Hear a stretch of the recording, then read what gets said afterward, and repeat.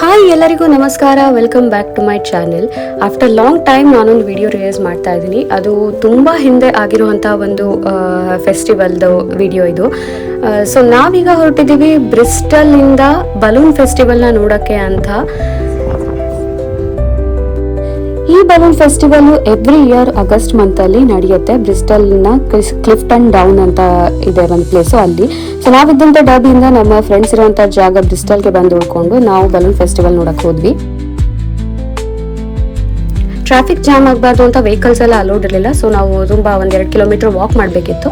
ಹಾಗೆ ಹೋಗಬೇಕಾದ್ರೆ ಇಲ್ಲಿ ನೋಡಿ ಬಂಚ್ ಆಫ್ ಜಿಂಕೆಗಳದ್ದು ಎಷ್ಟು ಚೆನ್ನಾಗಿರುವಂಥ ಒಂದು ವ್ಯೂ ಸಿಕ್ತು ನಮಗೆ. ಹಾಗೆ ನಡ್ಕೊಂಡು ಹೋಗಿ ಫೈನಲಿ ನಾವು ನಮ್ಮ ಲೊಕೇಶನ್ನ ರೀಚ್ ಆದ್ವಿ. ನೀವು ನೋಡ್ಬೋದು ಈಗ ನನ್ನ ನೆಕ್ಸ್ಟ್ ಕ್ಲಿಪ್ಪಲ್ಲಿ ಬಲೂನ್ ಫೆಸ್ಟಿವಲ್ ಎಷ್ಟು ಗ್ರ್ಯಾಂಡ್ ಆಗಿ ಸೆಲೆಬ್ರೇಟ್ ಮಾಡ್ತಾರೆ ಅಂತ. ಆಟ ಆಡ್ಲಿಕ್ಕೆ ಅಂತ ಗೇಮ್ಸು, ತಿನ್ನೋಕ್ಕೆ ಅಂತ varieties of items, food items ಆಗಲಿ, ಸ್ನ್ಯಾಕ್ಸ್ ಆಗಲಿ, ಹಾಗೆ ನಮ್ಮ ಇಂಡಿಯನ್ ಫುಡ್ ಐಟಮ್ಸ್ ಕೂಡ ತುಂಬಾ ಇದ್ವು. ನಾನಂತೂ ತುಂಬ ಎಕ್ಸೈಟ್ ಆಗಿದ್ದೀನಿ ಇದನ್ನೆಲ್ಲ ಎಕ್ಸ್ಪ್ಲೋರ್ ಮಾಡಲಿಕ್ಕೆ. ಎಸ್ಪೆಷಲಿ ಇದು ಫಸ್ಟ್ ಟೈಮ್ ನಾನು ಬಲೂನ್ ಫೆಸ್ಟಿವಲ್ಗೆ ಬಂದಿರೋದು. ಹಾಗೆ ಬಲೂನ್ಸ್ನ ಹೇಗೆ ಅವರು ರಿಲೀಸ್ ಮಾಡ್ತಾರೆ ಅದೆಲ್ಲ ತುಂಬ ನೋಡಬೇಕು ಅಂತ ಕಾಯ್ತಾ ಇದ್ದೆ. ತಿನ್ನೋದು ನೋಡಿ ಇಲ್ಲಿ ತುಂಬ ಅಂದರೆ ತುಂಬಾನೇ ಜನ ಸೇರಿದ್ರು. ಸೊ ನಾವೆಷ್ಟು ಚೆನ್ನಾಗಿ ಪ್ಲಾನ್ ಮಾಡಿದ್ವಿ ಈ ಡೇನ ಅಂತ ಅಂದರೆ, ನಾವು ಹೋಗಿದ್ದು ಆಲ್ಮೋಸ್ಟ್ ಆಯಿತು, ಮಧ್ಯಾಹ್ನ ಊಟ ಮಾಡ್ಕೊಂಡೇ ಹೋಗಿದ್ವಿ ಅಂತ ಅಂದ್ರೂ ಸಂಜೆ ಸ್ನ್ಯಾಕ್ಸ್ಗೆ ಅಂತ ನಾವೆಲ್ಲ ಪ್ಯಾಕ್ ಮಾಡಿಕೊಂಡು ಹಾಗೆ ಅಲ್ಲಿ ಅಂದರೆ ನೈಟ್ ಟೈಮಲ್ಲಿ ಸ್ಟಾರ್ಟ್ ಆಗುತ್ತೆ ಆಲ್ಮೋಸ್ಟ್ 7-8 ಕತ್ಲಾದ ತಕ್ಷಣ. ಸೊ ಅಲ್ಲಿ ತನಕ ನಮಗೆ ಬೇಜಾರಾಗಬಾರ್ದು ಅಂತ ನಾವು ಮ್ಯಾಟ್ ಒಯ್ದಿದ್ವಿ, ಸ್ನ್ಯಾಕ್ಸ್ ಒಯ್ದಿದ್ವಿ, ಹಾಗೆ ನಮ್ಮ ಫೇವ್ರೇಟ್ ಕಾರ್ಡ್ ಗೇಮ್ಸ್ ಕೂಡ ಒಯ್ದಿದ್ವಿ. ನೀವೇ ನೋಡ್ತಿರ್ಬೋದು ಎಷ್ಟು ಜನ ಸೇರಿದ್ದಾರೆ ಅಂತ. ಫೈನಲಿ ಹಾಗೂ ಹೀಗೂ ನಮಗೊಂದು ಜಾಗ ಸಿಕ್ತು. ನಾವು ಮ್ಯಾಟ್ ಹಾಸ್ಕೊಂಡು ನಮ್ಮ ಪಾಡ್ಗೆ ನಾವು ನಮ್ಮ ಫೇವ್ರೇಟ್ ಎಕ್ಸ್ಪ್ಲೋರಿಂಗ್ ಕಿಟನ್ಸ್ನ ಆಡೋಕ್ಕೆ ಸ್ಟಾರ್ಟ್ ಮಾಡಿದ್ವಿ.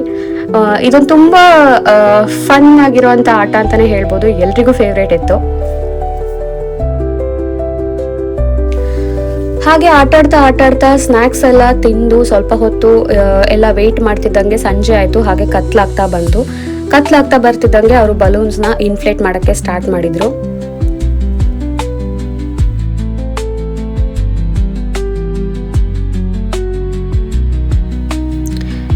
ನೋಡಿ, ಬಲೂನ್ಸ್ನ ಇನ್ಫ್ಲೇಟ್ ಮಾಡೋಕ್ಕೆ ಸ್ಟಾರ್ಟ್ ಮಾಡಿದ ತಕ್ಷಣ ಪ್ರತಿಯೊಬ್ಬರು ಎದ್ದೆತ್ಕೊಂಡ್ರು.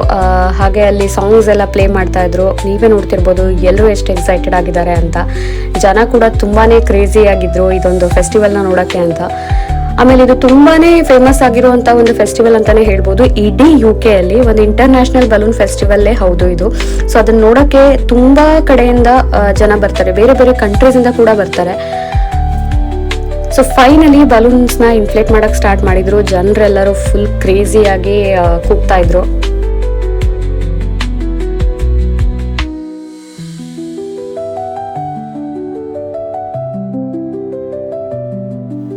ಬಲೂನ್ಸ್ನ ಫೈನಲಿ ಇನ್ಫ್ಲೇಟ್ ಮಾಡಾದ್ಮೇಲೆ ನೋಡಿ ಹೀಗೆ ಲೈಟಿಂಗ್ಸ್ ಎಲ್ಲ ಇತ್ತು ಬಲೂನ್ಸ್ ಒಳಗೆ. ಆ ಫೈರ್ ಲೈಟಿಂಗ್ಸು ಅದೆಲ್ಲ ಎಷ್ಟು ಚೆನ್ನಾಗಿತ್ತು ಅಂತ ಅಂದರೆ ನೀವು ನನ್ನ ನೆಕ್ಸ್ಟ್ ಕ್ಲಿಪ್ಪಲ್ಲಿ ನೋಡ್ಬೋದು.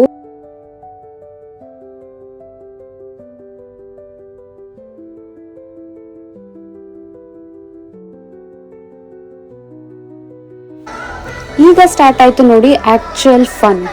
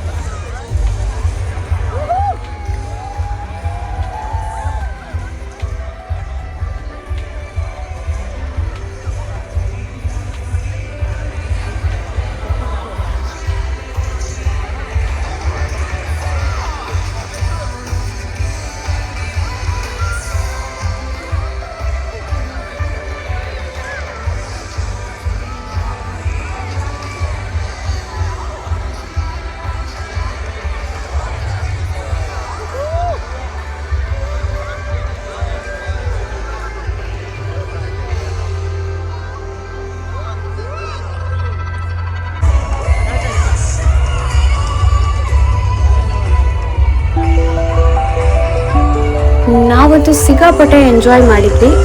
ಸೊ ಇದೆಲ್ಲ ಆದಮೇಲೆ ನಾವು ಗೇಮ್ಸ್ ಯಾಕೆ ಎಕ್ಸ್ಪ್ಲೋರ್ ಮಾಡಬಾರ್ದು ಅಂತ ಹೋಗ್ಬಿಟ್ಟು ಸ್ವಲ್ಪ ಗೇಮ್ಸ್ ಎಕ್ಸ್ಪ್ಲೋರ್ ಮಾಡೋಣ, ಹಾಗೆ ಅಲ್ಲಿ ಇನ್ನೇನು ಶಾಪ್ಸ್ ಇದೆ ತಿನ್ನೋಕ್ಕೆ ಅದನ್ನೆಲ್ಲ ಎಕ್ಸ್ಪ್ಲೋರ್ ಮಾಡೋಣ ಅಂತ ಹೋದ್ವಿ. ತುಂಬಾ ಆಪ್ಷನ್ ಇತ್ತು, ಸ್ನ್ಯಾಕ್ ಆಪ್ಷನ್ ಆಗಲಿ ಹಾಗೆ ಗೇಮ್ಸ್ ಆಪ್ಷನ್ ಆಗಲಿ ಎಲ್ಲ.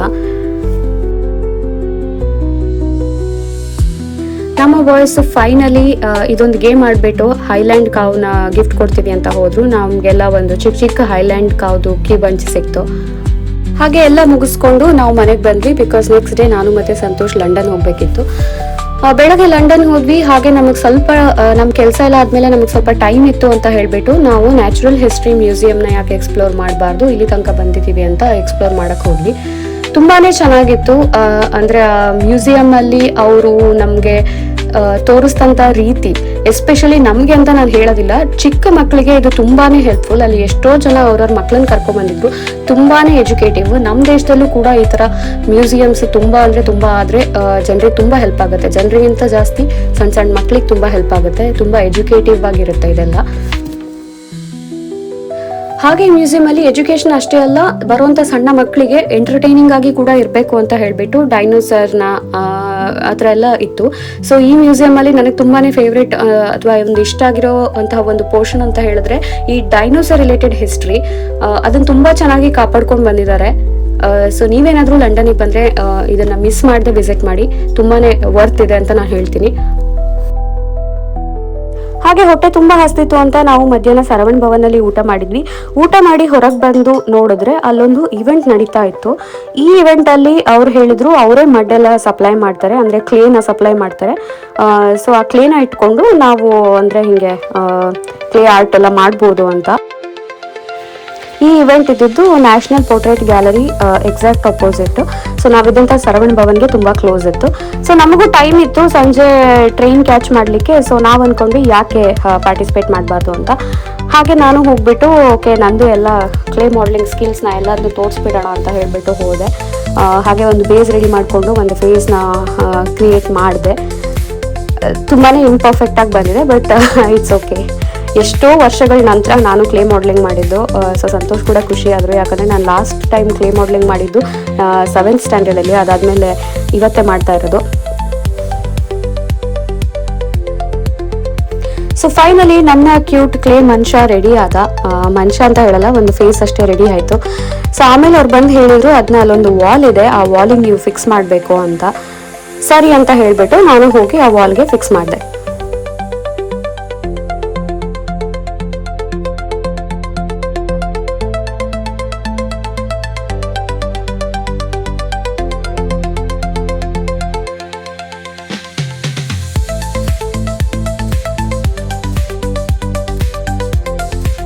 ನೋಡಿ ಫೈನಲಿ ನನ್ನ ಫೇಸ್ ಬಂದ್ಬಿಟ್ಟು ಫಿಕ್ಸ್ ಆಯಿತು ಈ ವಾಲಲ್ಲಿ. ನಾನಂತೂ ತುಂಬ ಖುಷಿಯಾಗಿದ್ದೀನಿ. ಆ್ಯಕ್ಚುಲಿ ಈ ಥರ ಈವೆಂಟ್ಸ್ ಎಲ್ಲ ಅಂದರೆ ನಾವು ಪಾರ್ಟಿಸಿಪೇಟ್ ಮಾಡ್ತಾ ಇರಬೇಕು ನನ್ನ ಪ್ರಕಾರ ಅವಾಗವಾಗ. ಯಾಕಂದರೆ ಈಗ ವರ್ಕ್ ಮಾಡ್ತಿರೋರಿಗೆ ವೀಕೆಂಡ್ ಬಂದರೆ ಬರೀ ರೆಸ್ಟ್ ಮಾಡೋದು ಆ ಥರ ತುಂಬ ಕಾಮನ್ ಆಗಿರುತ್ತೆ. ಯಾವಾಗೋ ಒಂದ್ಸಲ ಈ ಥರ ಇವೆಂಟಿಗೆ ಹೋಗ್ಬಿಟ್ಟು ನಾವೇನೋ ಒಂದು ಎಕ್ಸ್ಪ್ಲೋರ್ ಮಾಡಿದಾಗ ನಮ್ಮನ್ನು ನಾವು ಕೂಡ ಎಕ್ಸ್ಪ್ಲೋರ್ ಮಾಡಿರ್ತೀವಿ. ನಮ್ಮಲ್ಲಿರೋ ಅಂಥ ಹಿಡನ್ ಟ್ಯಾಲೆಂಟ್ ಕೂಡ ಹೊರಗೆ ಬಂದಿರುತ್ತೆ ನಮಗೆ ಗೊತ್ತಿಲ್ಲದೇ. ಹಾಗೆ ನಮ್ಮ ಮೈಂಡ್ ಕೂಡ ಫ್ರೀ ಆಗುತ್ತೆ ಅಂತಲೇ ಹೇಳ್ಬೋದು. ಯಾಕಂದರೆ ಈ ಇವೆಂಟ್ ಆದಮೇಲೆ ನನಗೂ ತುಂಬ ಖುಷಿ ಆಯಿತು. ಒಂಥರ ಡೊಪಮೈನ್ ಎಲ್ಲ ಸೆಕ್ರೆಟ್ ಆಯಿತು ಅಂತಲೇ ಹೇಳ್ಬೋದು. ಸೊ ಫೈನಲಿ ಎಲ್ಲ ಮುಗಿಸ್ಬಿಟ್ಟು ನಾವು ವಾಪಸ್ ನಮ್ಮ ಟ್ರೈನ್ ಹಿಡ್ಕೊಂಡು ವಾಪಸ್ ನಮ್ಮ ಡಬ್ಬಿಗೆ ಬಂದು ರೆಸ್ಟ್ ಮಾಡಿದ್ವಿ. ಸೊ ಇದು ನನ್ನ ಚಿಕ್ಕ ವ್ಲಾಗ್ ಆಗಿತ್ತು. ಈ ವ್ಲಾಗ್ ನಿಮಗೆ ಇಷ್ಟ ಆಗಿದೆ ಅಂತ ಅಂದರೆ ದಯವಿಟ್ಟು ಲೈಕ್ ಮಾಡಿ, ಸಬ್ಸ್ಕ್ರೈಬ್ ಮಾಡಿ. ಹಾಗೆ ದಯವಿಟ್ಟು ಕ್ಷಮಿಸಿ, ತುಂಬ ದಿನಗಳಿಂದ ನಾನು ಯಾವುದೂ ವ್ಲಾಗ್ ಮಾಡೋಕ್ಕಾಗಿರಲಿಲ್ಲ. So thank you so much. ನನ್ನ ವ್ಲಾಗ್ ನೋಡಿ ನನಗೆ ಇದೇ ಥರ ಸಪೋರ್ಟ್ ಮಾಡ್ತಾ ಇರಿ. Thank you.